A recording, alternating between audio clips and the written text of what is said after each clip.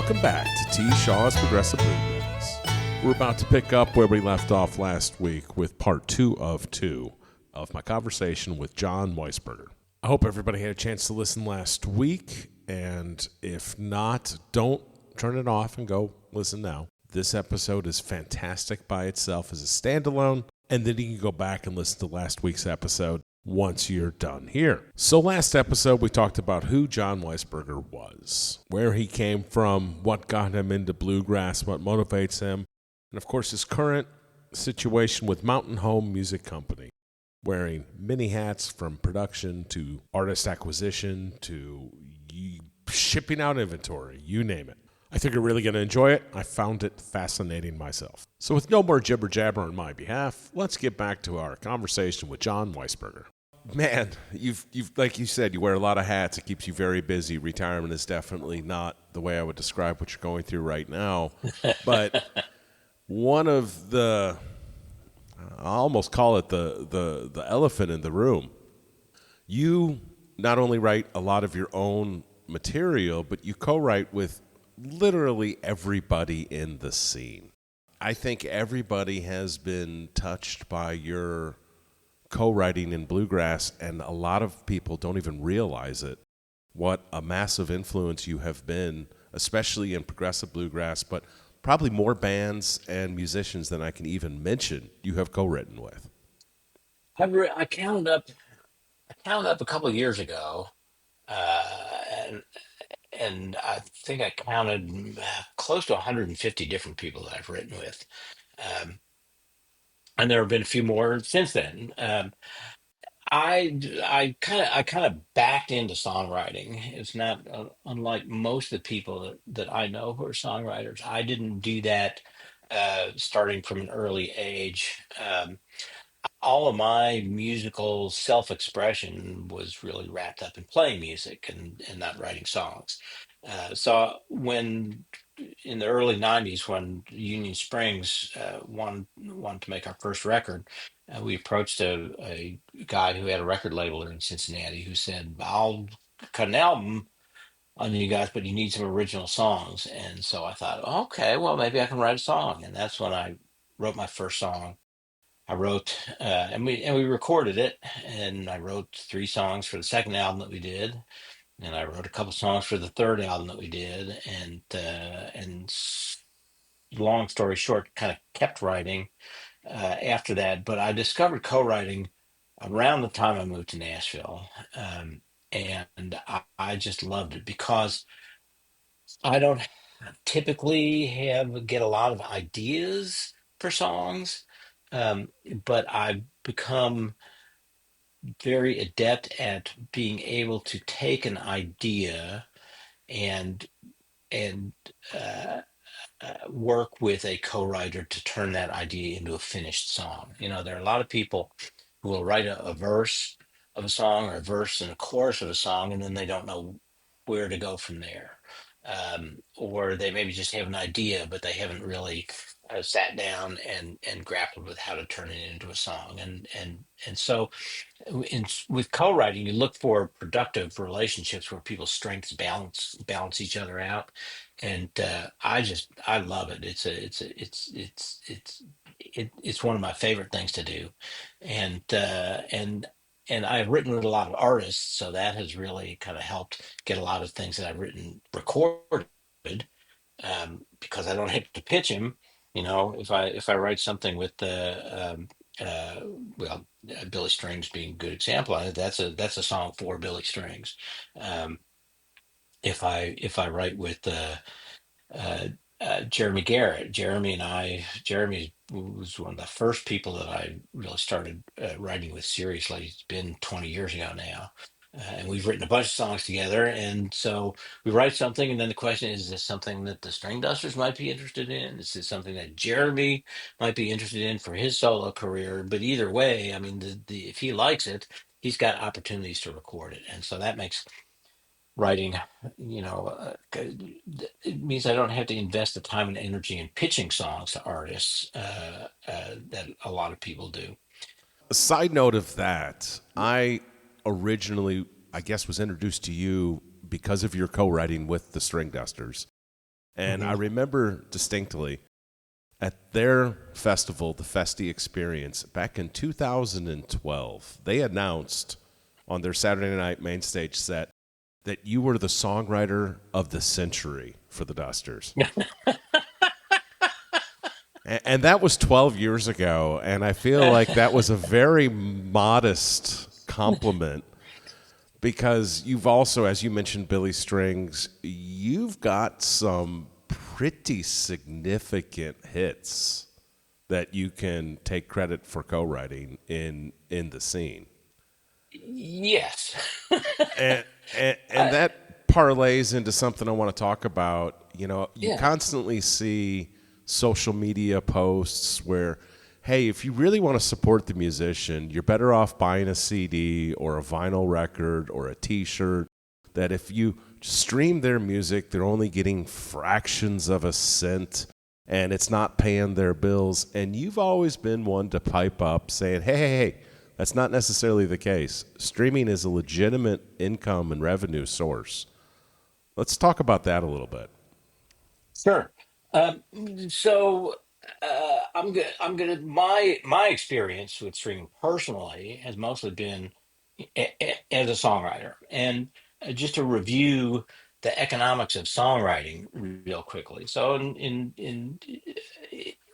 until just a couple years ago, when the law was changed, but the royalty rates for uh, songs are mostly set uh, by by statute, by law, and either directly in law or through a kind of quasi judicial proceeding with one or another of these various rate courts that listen to the various parties and then say, okay, here's what the royalty rate is going to be for the next so many years. And the royalty rate was stuck for a long time, for a long time, stuck at 9.1 cents per copy. So if you wrote a song and you wrote it by yourself and you own your own publishing, you're not signed to a publishing company, then you, in every copy of that song that's sold, you get 9 cents, 9.1 cents. So what that meant was if somebody sold 1,000 CDs, which honestly, particularly since the turn of the century, is fairly healthy for a bluegrass, your run of the mill bluegrass record, you get $91. Wow. If it got played on satellite radio, which pays pretty good royalty rates to songwriters, you might make another couple $100.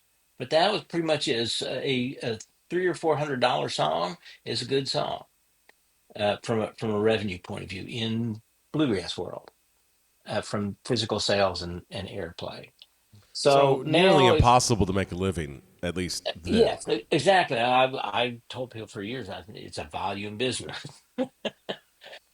If you wrote a lot of songs, then you would have a kind of noticeable revenue stream. Before streaming really took off in this country, I was starting to, make my utility bills at least from writing songs. But what I've noticed over the years is that these songs, I have songs now that have been recorded 12, 13 years ago, that were first recorded 12, 13 years ago, and I got my $91 or maybe $300 or so from that, and then that was it because of a bluegrass CD in the olden days had about a 2-year lifespan, and you got all the money that you're going to make from that in those 2 years. But the streaming money just sort of keeps coming. So even if you're making um, $10 a quarter on a song from streaming, which is not very much money at all. It's like $3 a month, right? So in a year you make $36 from that song, which is only a third of that $91, right? Sure. But if you make the $36 every year and you after 10 years, you've made what that song had made at best back in the day, back in its 2-year initial life, and then it just keeps coming. And this is the thing that I think folks have not well It's so it's a so long this is a term big investment. It's long term. And this is a huge change from the way things used to be. It used to be, like I said, you got all your money in 2 years, and that was pretty much it. Now it just sort of keeps coming in these drips and drabs, but it keeps coming as long as people keep listening to music. That's true for both songwriters and for artists. But on the artist side, and this is what accounts for most of the concerns, and it is a legit issue. Um, is this a an artist would buy make a CD if they made it with a label, they made it themselves. If they made it themselves, they make a CD themselves, and they get it for $2-3 a unit, and then they sell it at the record table for $15, and they got $12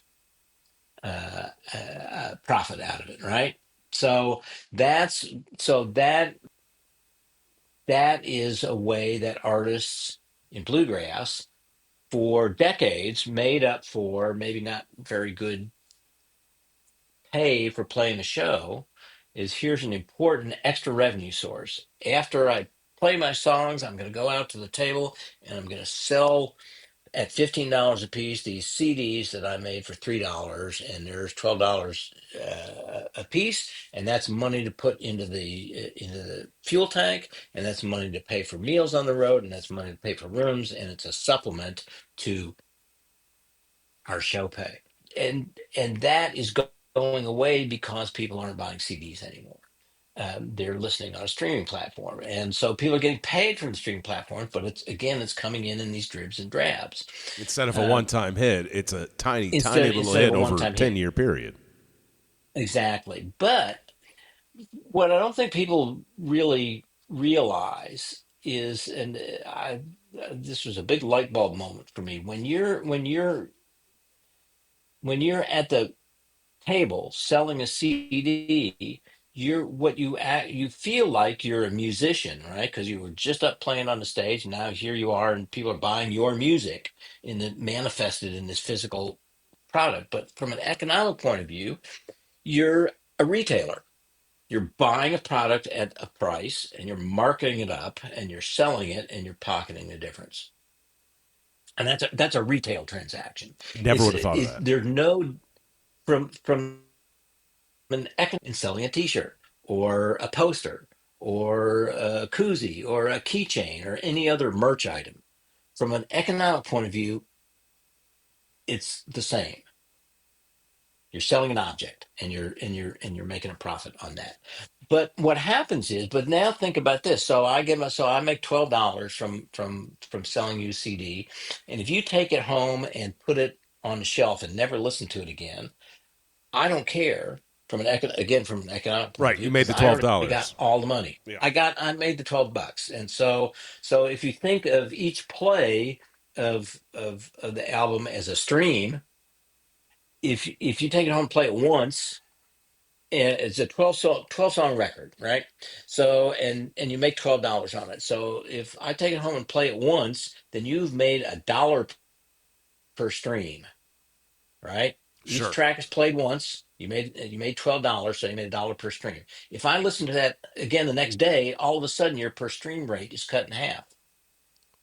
Yeah, you're only making 50 cents. Now I've only made 50 cents per play, right?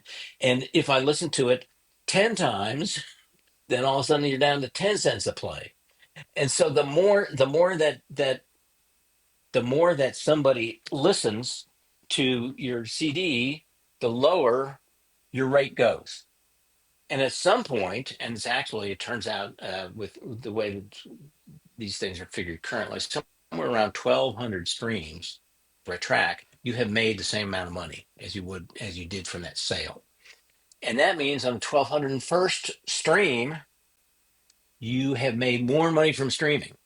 And the way that I like to think of it, remember I mentioned that Flat Scruggs at Carnegie Hall album that I bought back in 1965 for $4.98. That you've probably If listened they had to been paid, hundreds of if times. they had been paid a third of a cent every time I listened to each one of those tracks, they would have made a lot more money.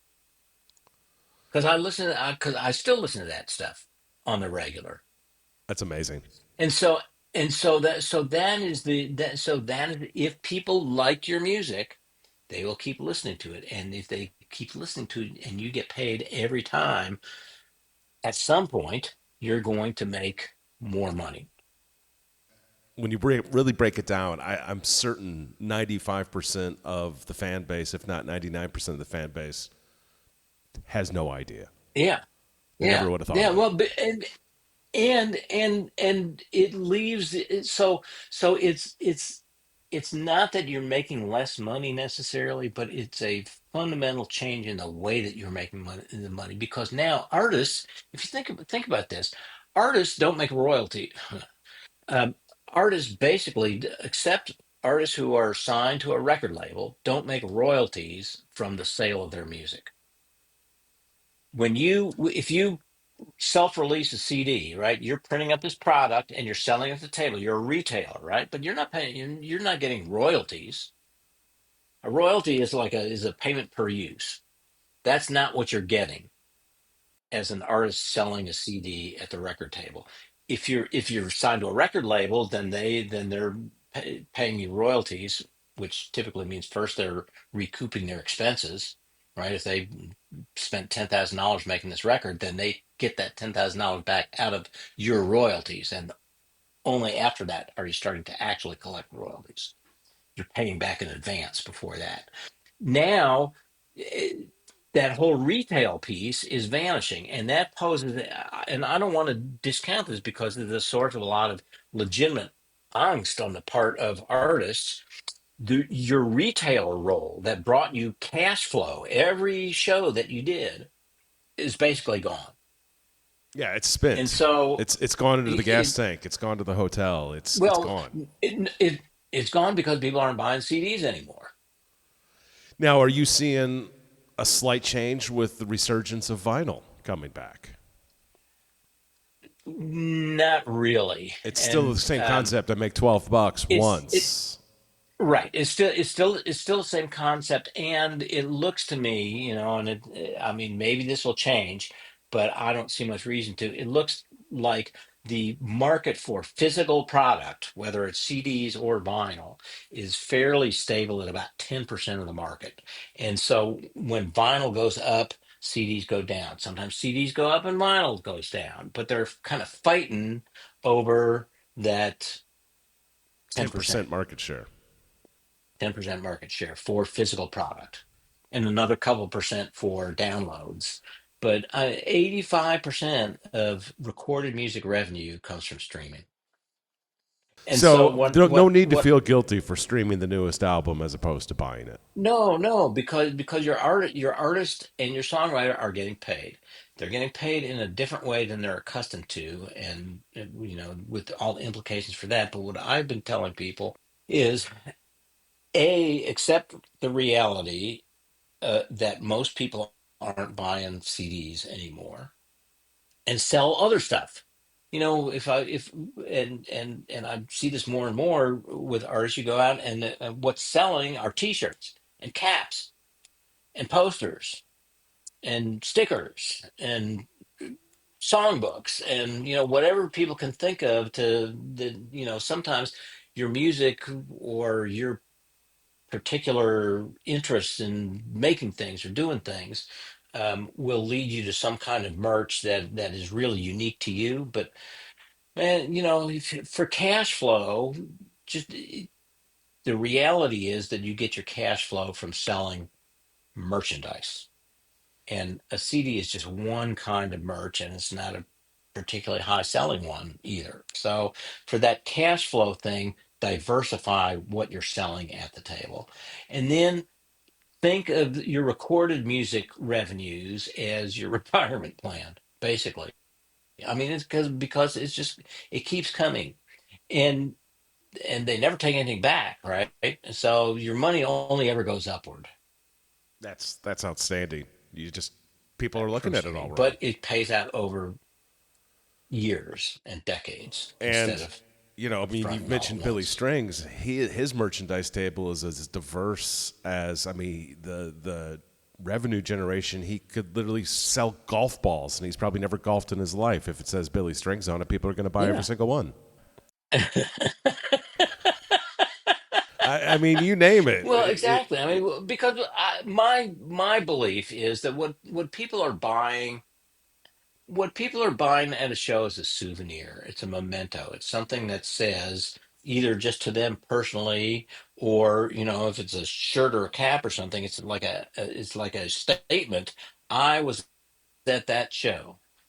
I went to see this artist. I like this artist, and that's what people are really what they're looking for when they go up to the merch table. If it's and if they're offered CDs, only offered CDs, there's a lot that are, and it's such a particular thing. It's not like a shirt or a poster or something like that that and shareable, for lack of a better term, token. Buy a show poster, take it home, put it on the wall every time you look at that show. Again, at the end of the day, people aren't buying CDs, and I don't know that the idea that you can like browbeat people who basically it used to be, particularly for a niche genre like bluegrass, that if you wanted to buy bluegrass records, you really had you couldn't go down to your local record store and buy them because they weren't popular enough to be stocked. Um, and so you either mail ordered stuff, and there were a couple of mail order houses. There was a company called County Sales, and before that, in the 50s and 60s and 70s, there was the Jimmy Skinner music store, sold mail order records. Or you would go to a show, and that's how you would so you would buy music. That going to a show and buying somebody's CD was the way that you had. Basically, if you think about it, that was the old school technology of on demand music, right? You buy the physical product, you take it home, and you pull it out and listen to it when you want to. Well, on I demand probably music still owe listening Columbia now. Records money from the 80s. Yeah, I mean that was how that stuff worked. But now, if you want to hear something, you pull out your phone and you call it up on a streaming platform and listen to it. And so in that sense, um, the recording is at the table is another piece of merchandise. It's for cash flow. You get all your money up front. It's like selling any other thing, a T-shirt or a cap or something like that. Listening on streaming platforms is how people buy music these days, and This seems like the perfect opportunity to remind you how I get paid. One, two. It's a big purchase, it's a big deal. Trevor Shaw knows exactly how you feel for refinance or a new home. Trevor Shaw will help you get your loan. Trevor Shaw will help you get your loan. Hello, I'm Trevor Shaw. I'm not just a bluegrass aficionado. I'm a bluegrass aficionado that's a mortgage loan officer at Chat Mortgage in Chattanooga, Tennessee. I'd be honored for the opportunity to help you get your residential mortgage loan or refinance anywhere in Tennessee and Georgia. From veterans using their hard-earned benefits to first-time home buyers needing down payment assistance to retirees finally getting the home they've always dreamed of. Call or text me today at 864-50-TSHAW. That's 864-50-TSHAW. It's a big purchase, it's a big deal. Trevor Shaw knows exactly how you feel for refinance or a new home. Trevor Shaw will help you get your loan. Trevor Shaw will help you get your loan.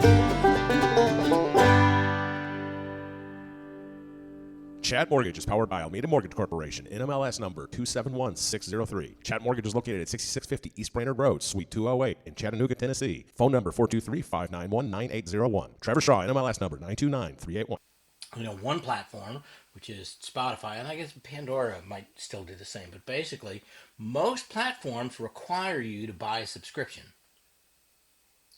and then they pay a royalty, out of that subscription money that they collect. Spotify and, like I said, I think Pandora, maybe there's another one or two, but they have that tier, but then they also have a lower quote unquote free listening tier, which is ad support. You have to listen to ads. And I have no compunction about telling people, if you want to support artists, if you want to support your favorite artists, pay for a subscription, you're still getting a fabulous deal. What the price of one CD gets you all the music that you want to per month. Less than that, All the music really. that exactly, yeah. I mean, it's and the quickest way that the streaming platforms could put more money in artists' pockets would be to raise their prices. But hanging in the background is the specter of piracy, and that was, the it's interesting. The recorded music industry had a huge tumble in revenue in the early 2000s, and that was basically due to piracy, because digital piracy is much more. I don't know if you ever, back in the 70s and 80s, if a friend of mine bought a record and he would tape it for me, right, Oh, and if yeah. somebody else taped my tape and Yeah. then somebody else taped that tape, you couldn't listen to it. There was like this serious audio Sure, it always degradation degraded every in quality generation. every generation. Right. Yeah. So this is like a natural limit on piracy, right? Because every time you copy, you lose significant audio fidelity. But now with digital stuff, it's available, for the speed of a download. It's all on the internet, so everything's available worldwide, and there's no degradation in quality. And so this really transformed the recorded music industry, and a huge revenues were lost. I don't think that was the only reason, but that was a big part of the reason. And it's now recovered in constant dollars. It's recovered to about two-thirds of what it was. And these kind of these illicit but free options are still out there, and or even just driving people to cheaper platforms like YouTube. You can watch for free. There's another one. It's ad supported, right? And you can go Do listen to artists make music. money on YouTube streams as well? Yes, but it's at this lower tier of royalties, because There's so no much of the subscriptions. watching is free, is ad supported. Yeah, you can get a subscription, and a YouTube Music subscription is, I don't know, 12.30. It's competitive with the others, Apple Music and Spotify and whatnot, and then you can listen, and then you don't have to have your browser. You can listen, not offline exactly, but you can be doing other stuff. You don't have to have a dedicated screen. So, to me, that's the issue. The raising subscription prices certainly is justified in terms of the the the devaluing of music, because paying even $15 for a month's worth of listening is a lot less than people used to pay.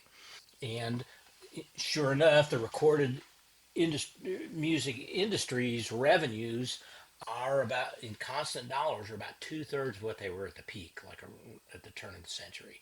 So there's this reduced pool of money, but subscriptions pay streams from a by a paid subscriber pay more in royalties than an ad supported. And not only is there two-thirds less revenue, there's probably 10 times more artists competing for that revenue. Yeah, yeah, yeah. No, I mean, it's just a transformed scene, and this is sort of, this is the reality of the situation. And like I said, over time, it actually pays pretty well. The higher the subscription prices are, the better it pays. The more, the it's a weird thing, because like Spotify, for instance, what they do, and I think all of the services do this one way or another, rather than having. If I listen to all the infamous string dusters, the string dusters don't get all of my money, all of my subscription for a month. Instead, what happens is, the way that this stuff gets paid is, there are these giant pots of money. Here's a month's worth of subscription revenue. Here's a month worth of ad revenue. Here's a month of family subscription revenue. So there are four or five different categories with Spotify, for instance, of subscriptions, and each of them generates their own pot of revenue. And then they take that every month. They take all that money, and then they take the total number of streams of everything, and you get a prorated share of each of those pots of money according to your share of the total number of streams that were gotten. So this leads to all kinds of paradoxes, There's right? no If way to you're verify that, streaming, is there?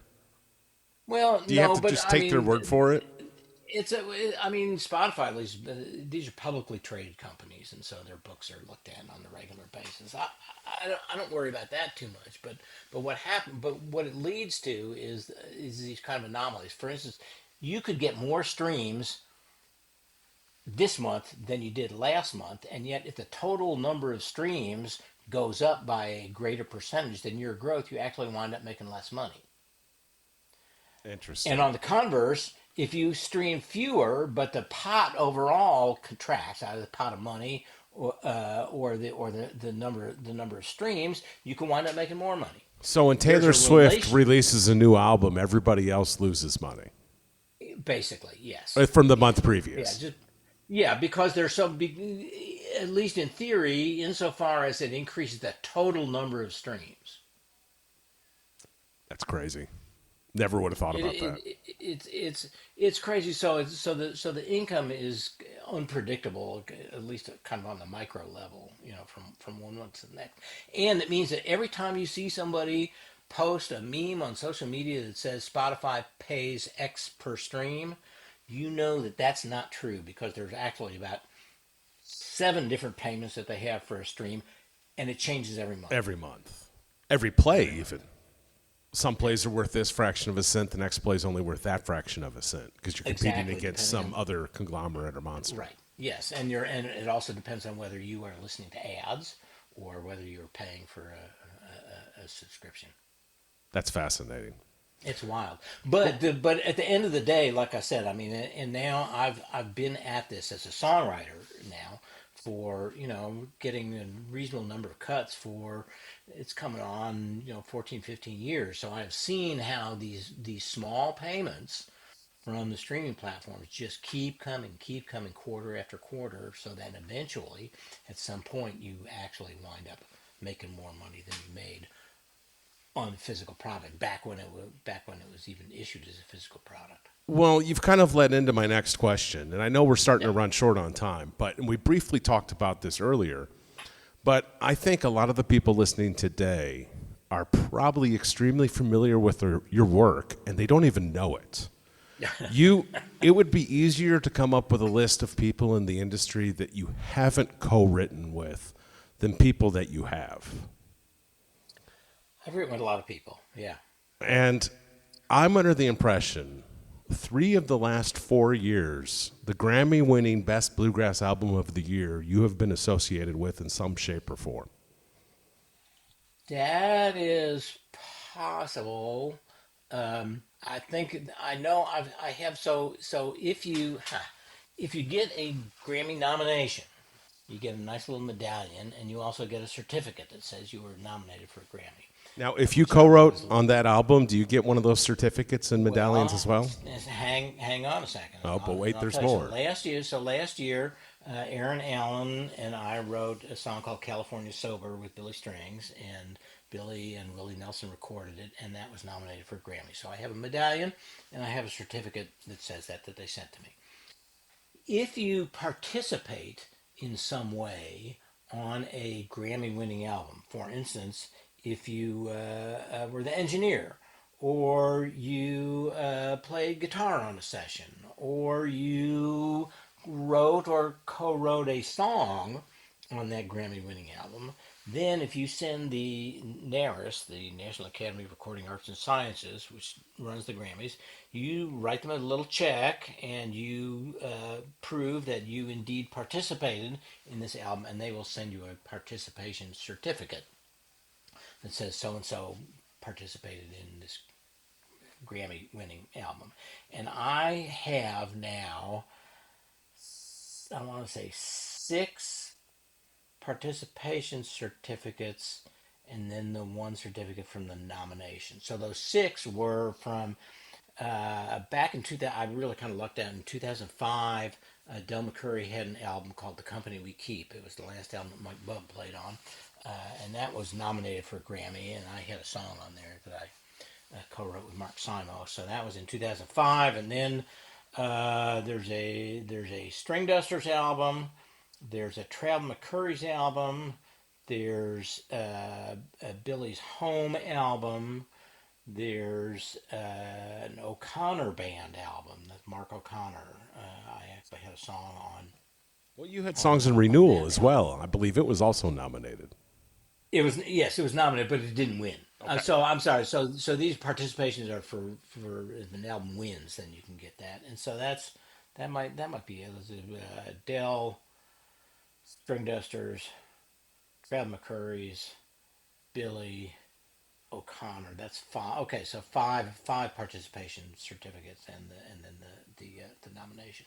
So yeah. So but that's all been there's 2005 and then like 2016 and 17 and 18 and 20 or 19. I forget the years, but it's been fairly recently.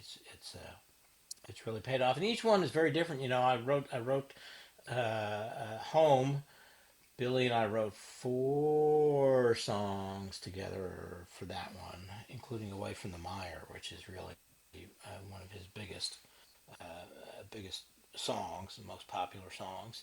Um, O'Connor, I wrote one with Kate Lee O'Connor, who's married to Forrest O'Connor, Mark's son, and the two of them and Mark and his wife had this band called O'Connor for a couple of years. And actually, the first song Kate Lee and I wrote while she was still studying at Belmont got on that album. String Dusters, I think it was was it the Ladies and Gentlemen album, the with the duets with the female singers. No, it was no, it's the one. It's the one with the ship going over the. Yeah. What the heck is the name of that? And that had a song that Jeremy Garrett and I wrote called "A Hard Life Makes a Good Song," and that won a Grammy. And then the Travel McCurry's album, I had a song that I wrote on there with two songs I wrote on there with Alan Bartram, and then a song that me and Josh Schilling from Mountain Heart and Ronnie McCurry wrote together. Um, there's a photo somewhere out on social media because I remember posting a picture from that because we had one of those big fat pencils, and so we, we posted a picture of Ronnie holding the big pencil while we were writing the song. That's amazing. Laws of Gravity was the Duster album that Laws of Gravity, I yes, drew a blank yeah, brain yeah, fart. yeah, yeah. Same here. So you don't win an actual Grammy trophy when that happens. You just get the participation No, medallion. yes, and you have to buy it.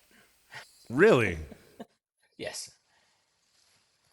Do you have to buy it's not an it's not super actual expensive, but trophy if you win a trophy too, or uh, are those thrown in? so the awards are really an interesting little rabbit hole to go down. So every award, the Grammys or the IBMA awards or pretty much anybody else, somewhere in the rules and regulations, it specifies exactly who gets the award. And if Okay, you get the and but typically, I mean, it depends. Like with the Grammys, that's a big organization. They've got plenty of money, so everybody gets a. If you are nominated and you win, like if California Sober won, so that would have gone to that was a song award, so it would have gone to the songwriters and the artists, which would have been Billy and Willie Nelson, and maybe the record label or the producer or something like that. There's a bunch of people that they all get trophies. IBMA, at least it used to be the case, they would do like one trophy, and everybody had to fight over who was going to get the actual trophy, or send them a check, and then they would make more trophies. Jeremy Garrett, speaking of the String Dusters, Jeremy Garrett, the Bluegrass at the Crossroads project that I produced back in 2020 2021 during that stretch. That was the group it was Kristen Scott Benson, Jeremy Garrett, Darren Nicholson, Kevin Kerber, wonderful bass player who teaches music over at Warren Wilson College, and Skip Cherry Holmes on guitar, recorded the Earl Scruggs tune Ground Speed, and that won an IBMA award. And I remember buying the trophies for everybody because I wanted to make sure that everybody had one. And that award went to the artists and and the producer, and the label. So at least you got some recognition. I feel very well recognized. Well, I mean, I bet you've lost count of the same question with the IBMA awards. Yeah, if I think about it for a while, I can. I'll tell you what I am proudest of with respect to the IBMA awards is that me and Chris Jones, the guy that I played with all those years, are, I don't know if we're the only two, but we're probably the majority of people who have won both industry awards for non-musical accomplishments and music awards.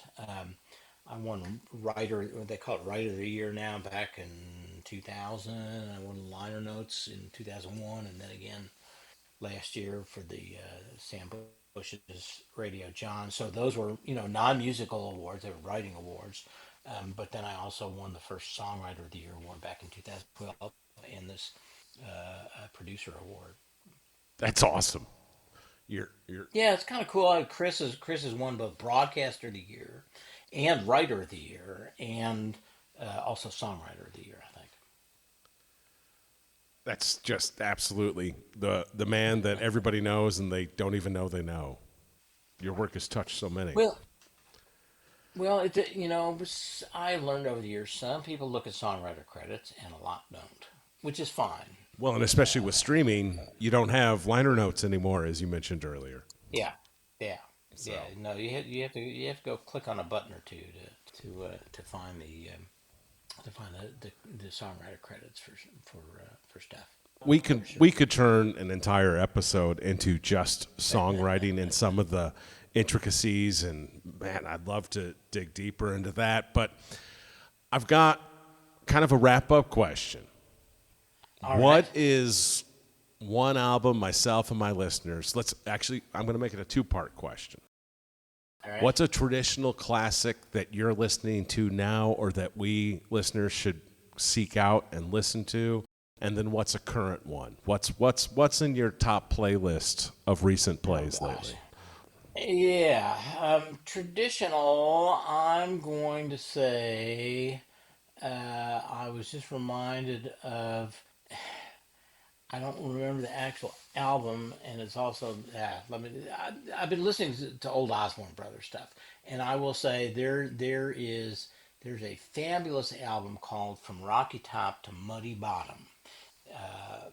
That is the Osborne is from the mid '70s, the Osborne Brothers in the mid '70s, and they were just crushing it. Sonny was at the top of his form playing, and Bobby was playing great, and the singing was just unbelievable. And from Rocky Top to Muddy Bottom was the Osborne Brothers doing all songs by Felice and Boudleaux Bryant, who are legendary. They wrote for so many people. They wrote for a bunch for the Everly Brothers. All your favorite Everly Brothers hits were written by Felice and Boudleaux Bryant, and they were just like giants of Nashville songwriting from the '50s into the '80s, maybe. And so from Rocky Top to Muddy Bottom is fabulous. There's great banjo playing on it. There's some straight ahead bluegrass stuff. Buddy Emmons plays pedal steel guitar on things, and so they do Rocky Top, of course, and Muddy Bottom, and a version of Georgia Piney Woods, if I remember right, and Don't Ever Say That You Love Me at All Unless You Mean It With All of Your Heart, and Just Another Thing I'll Have to Learn to Live Without.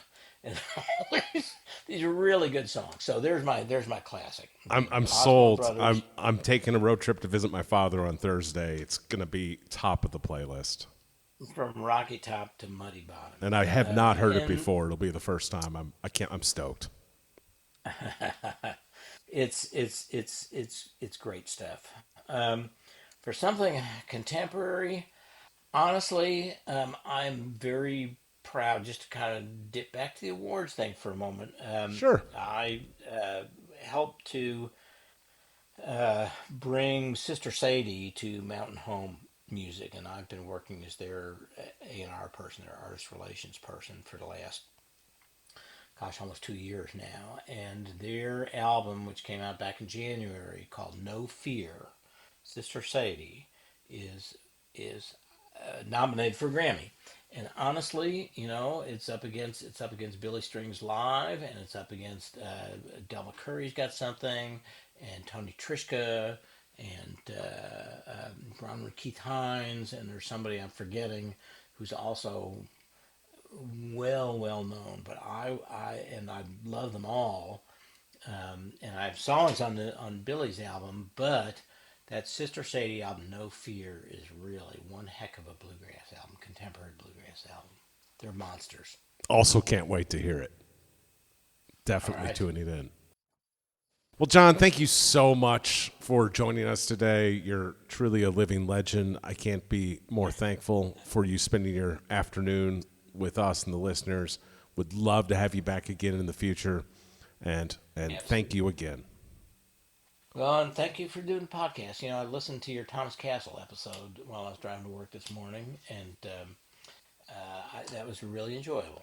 That was my So I very think you're doing. first interview. I think you're doing a great job of I learned I've learned so much. There's a lot of cringe moments in the first season, so you didn't pick the worst one to good. start with. Well, Thomas and I have been writing together for. I haven't listened all the way through, so I don't know whether he got around to any of it. But he and I have a song on the chart right now, actually. So that No, which song's that? that's our first pick. Autumn leaves don't. Autumn leaves don't fly. Don't fall. They fly. Autumn leaves. Autumn leaves. It's called. I'm adding that to my list too. All right. Good deal. So, all right, thank you again, John. I really appreciate it. You betcha. One, two. It's a big purchase, it's a big deal. Cherish all, know exactly how you feel for refinance or a new home. Cherish all will help you get your loan. Cherish all will help you get your loan. Hello, I'm Trevor Shaw. I'm not just a bluegrass aficionado. I'm a bluegrass aficionado that's a mortgage loan officer at Chat Mortgage in Chattanooga, Tennessee. I'd be honored for the opportunity to help you get your residential mortgage loan or refinance anywhere in Tennessee and Georgia. From veterans using their hard-earned benefits to first-time home buyers needing down payment assistance to retirees finally getting the home they've always dreamed of. Call or text me today at 864-50-TSHAW. That's 864-50-TSHAW. It's a big purchase, it's a big deal. Cherish all, know exactly how you feel for refinance or a new home. Cherish all will help you get your loan. Cherish all will help you get your loan. Chat Mortgage is powered by Almeida Mortgage Corporation, NMLS number 271603. Chat Mortgage is located at 6650 East Brainerd Road, Suite 208 in Chattanooga, Tennessee. Phone number 423-591-9801. Trevor Shaw, NMLS number 929381. So much fun. John has so many cool things I want to talk about and get into. I'm I'm sure you can completely understand why I said so. Absolutely positively need to have him come back. So today in my liner notes, I'm going to have some fun links going on. We're going to start with John's original or OG pick, the Osborne Brothers from Rocky Top to Muddy Bottom. I'm a sucker for a good Rocky Top. Then I'm going to throw in his pick that he was involved with, Sister Sadie's No Fear, playlist from that. And then, of course, naturally, going to switch over to Thomas Castle. The song that he talked about co-writing with Thomas Castle when he heard my first interview with Thomas Castle right before the show in season 1. I happened to get a copy of that song that evening called Autumn Leaves Don't Fall, co-written by John and Thomas. Gonna have that one next. Then I asked John to pick out a couple of T. Shaw's videos that he enjoyed, that he co-wrote the songs that I filmed. First one's going to be Jeremy Garapan, also at the Station Inn in June 2nd of 2022, Once You're Gone. Followed by a performance of Brian Sutton and Billy Strings at the Station Inn January 8th, 2020. Billy Weisberger co-write Love Like Me. Then I'm going to conclude with a co-write of Alan Bartram and Jon Weisberger, The Hardest Heart, performed by the Traveling McCurrys, January 5th, 2019 at 3rd and Lindsay in Nashville. Now I managed to snag this entire show for my YouTube channel, and Billy Strings actually sits in for probably half, if not 2/3 of the entire show. So after you check out Hardest Heart, go check out the entire show. It's a great show. Actually, I'll make it easy for you. I'll throw in the link for the entire playlist for that show. And that's it. That's going to conclude this episode of T. Shaw's Progressive Bluegrass. Thank you so much for tuning in and listening. Tell your friends, tell your family, tell anybody who would enjoy this show. Also, if you need a mortgage in Tennessee or Georgia, you know how to get hold of me, 864-50-T-SHAW. This is T. Shaw signing out until next week. Haven't fully decided what next week's episode's going to be. I've got several that are now pre-recorded. I've got to start editing, get them picked out. But I'm leaning towards, well, you know what? I don't want to commit. So you'll just have to come back next week. Thanks again so much. Talk to you soon. T. Shaw's Progressive Bluegrass.